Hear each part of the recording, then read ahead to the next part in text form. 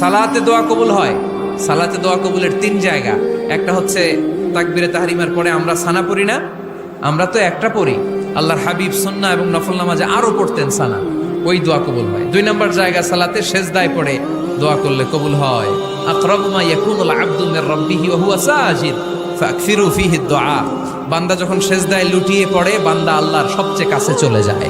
কিন্তু বিশ্বনবী বলে সেজদাটা তোমার রবের কুদরতি পায়ের উপরে পড়েছে। সেজদায় পড়ে দোয়া করেন।